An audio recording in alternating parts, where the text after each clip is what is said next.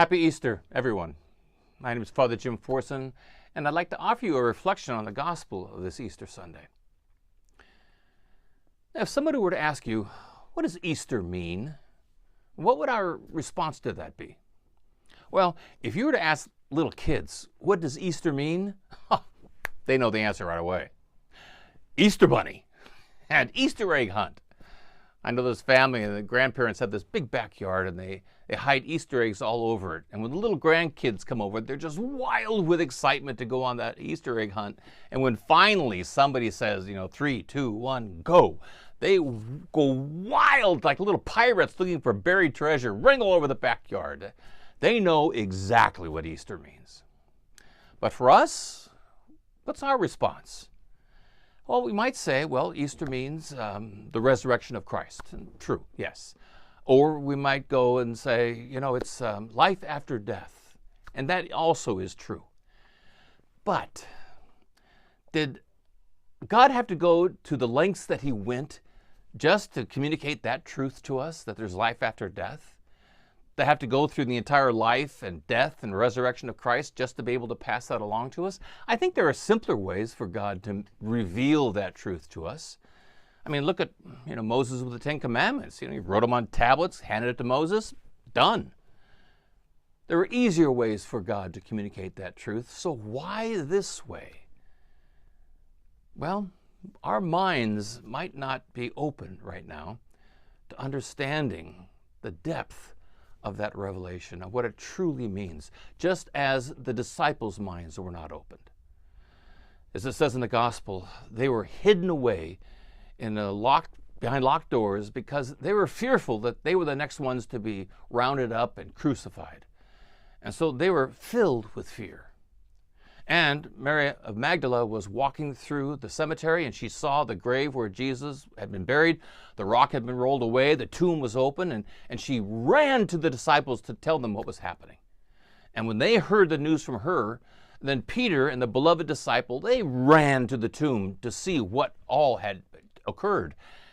And it's kind of an interesting detail with John. Mary of Magdala is running.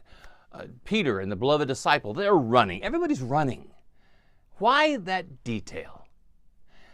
John has that detail in his gospel to communicate the anxiety that everyone was feeling.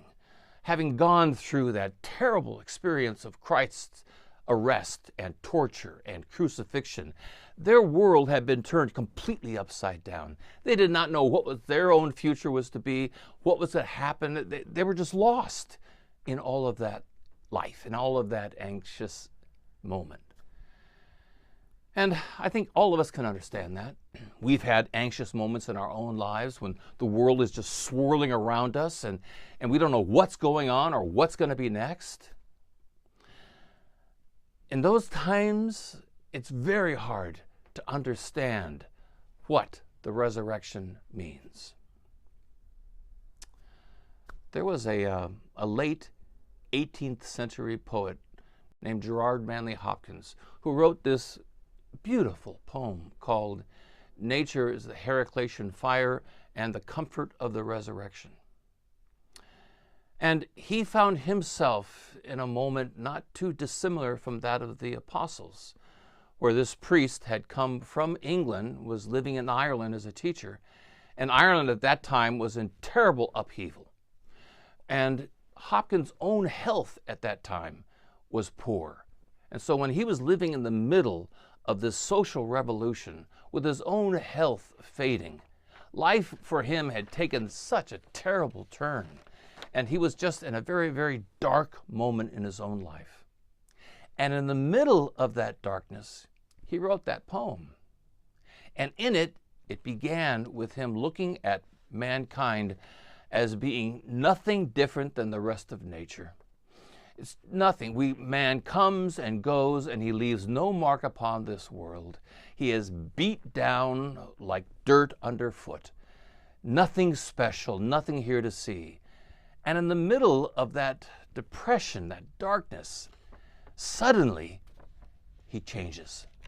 And he writes, "Enough, the resurrection, a heart's clarion, Away, grief's gasping, joyless days, dejection.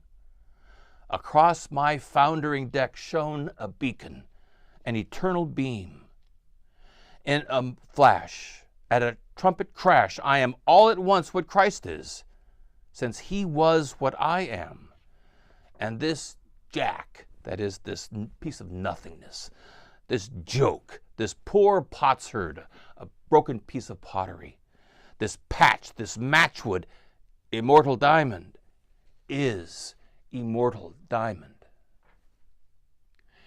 He realized the true nature of mankind. Immortal diamond, that's how we are seen in God's eyes. And that's the message of the resurrection. That's what it means. It is how God sees us. And the only way for him to be able to reveal that to us was to have his Son come and walk among us and to wear our smudge and share our smell, to live our lives, even to the point of having to suffer and die for our sake out of love. All of that done so that we could understand how God sees us, as Isaiah said, as precious in his eyes and glorious. He could see us, we could understand that he sees us as immortal diamonds. And that's what the resurrection means. And that's what the revelation is all about. You know, there's another interesting detail in John's gospel. From time to time, he refers to the beloved disciple, like we heard in the gospel today. The beloved disciple had run along with Peter to the tomb. Now, when Peter looked in, he didn't understand anything. But the beloved disciple, well, who is this guy? Well, there's various thoughts. He may be a member of the early apostolic community that went unnamed, or it may just be a pseudonym for John himself, and he is modestly hiding behind this name. Or it very well could be a literary device by which he is telling the reader, that's who you are. You are to be the beloved disciple. Because when the beloved disciple looks into the tomb, he sees the rock rolled away, he sees that it's empty, he sees the burial cloths off to the side, and as it says in the gospel, he saw and he believed. The beloved disciple, he gets it. His mind is not closed to the meaning of the events. He knows exactly what it means. Not just life after death, but we are immortal diamonds. And so today, on this Easter Sunday, I pray that we all be the beloved disciples with minds open to the meaning of Easter and to come to realize who we are in God's eyes, precious and glorious, immortal diamonds. Happy Easter.